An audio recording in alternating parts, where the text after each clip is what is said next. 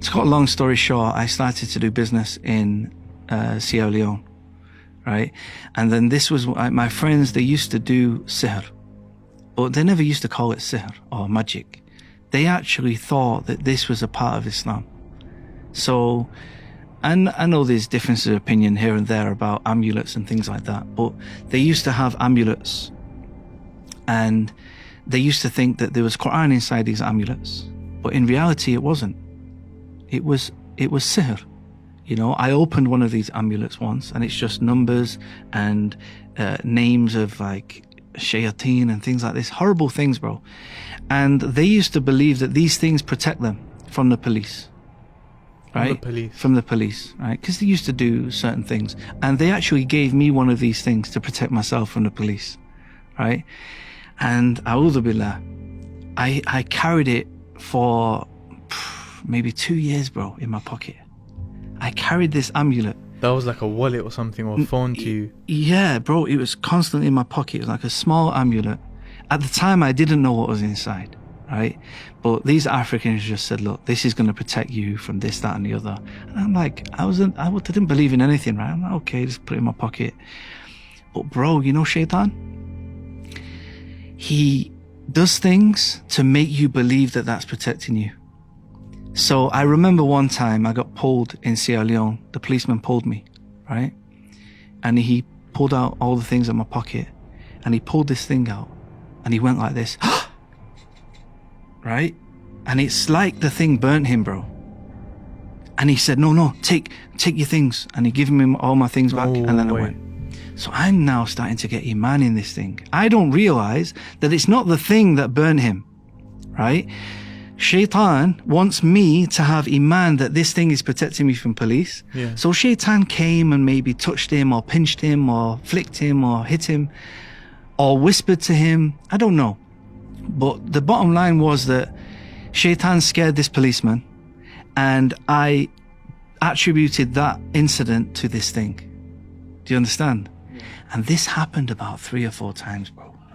Like another policeman once, he pulled me, and the same thing happened, bro. The same thing is like, So anyone who doesn't have knowledge starts to have iman in these amulets, thinking that, I'm getting power now. You know, I can just buy one of these amulets. I can do what I want. I can go and steal. I can do any crime I want. I can sell drugs, whatever it is. Because they're starting to have iman. They're starting to do shirk. And to a certain extent, Shaitan will assist. And Allah, of course you have to understand that this is all with the permission of Allah. Nothing can happen without the permission of Allah. But Allah sometimes allows evil things to happen because there's wisdom. You are literally misguiding yourself. Does that make sense? So, bro, I've seen this many, many times, right? There's many stories. I don't like to go too much into it because the point's been made. But this is how, subhanAllah, it was the beginning of kind of starting to have iman and belief in these false things. Another time I went to the northern parts of Sierra Leone, in the jungle. It's called Kabbalah, right? And it's known as a city for sihr. And it's very evil, bro. There's literally magicians sat in the jungle, and there's people queuing to see these magicians. Now, of course, they don't call them the magicians, they call them the sheikh. And they look like Muslims. They have beards, they dress like Muslims, they have the Quran, they have, beads, they have the hat. They look like a sheikh. And maybe they're knowledgeable, maybe they know Arabic, maybe they even memorize Quran. But somewhere along the line, they've learned about sihr, and they're dealing with the jinn. And I've seen this, bro.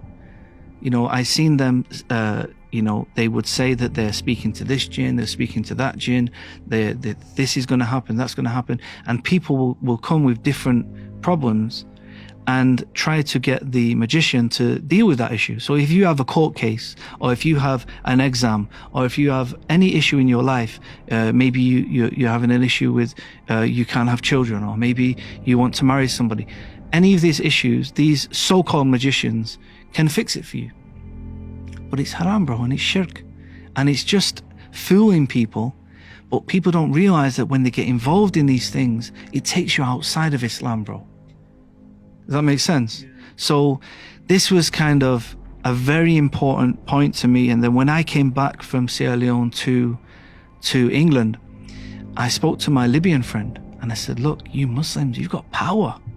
You know, I seen this happen. This Muslim gave me this thing and the policeman ran away and this other Muslim did this. And my friend said, no, this is haram. This is shirk. What are you doing? And I'm like, well, I'm not a Muslim. He said, no, we believe it's true. We believe these things can happen, but it's haram in Islam. So I was like, what do you mean? So he sat me down and he showed me a video by Dr. Bilal Phillips. So that same night when I watched this lecture by Dr. Bilal Phillips, my friend gave me a copy of The Fortress of a Muslim. You know, the small book of du'as. Some of them are ayah from the Quran and some of them are hadith. Now we know that both are wahi, right? Of course. You know, revelation. You know, and you know, but of course the Quran has an extra status, right? Definitely, because it's Kitab Allah, yeah. And I was saying to my friend, this is different. This one is different from this. Like, and he said, yeah, that's the Quran, that's the hadith. And then I'd turn the page, I'd read that, and every time the ayah from the Quran, I just felt that it's different, bro. And I'm reading it in English, bro. SubhanAllah. Right? So I got onto one ayah. You mean the transliteration or the translation? Translation and the transliteration. Okay. it's got the Arabic, the transliteration, and you just felt like it's different, and the English, right? But even in the English, bro, I was like, this is different to that, right? And subhanallah, bro, when I got to Surah Falaq, right, and it speaks about, you know, those who are envious, they're blowing in knots, tying knots, you know, at the daybreak, etc. I started crying, bro, because I'd witnessed this in Sierra Leone. I'd seen them rolling, literally, these taweez things with sihr in. They were naked, bro. Literally sat in the river, rolling this sihr. Literally, sometimes they would do it at, like, what I now know to be sunset time, and sometimes they do it at sunrise, bro.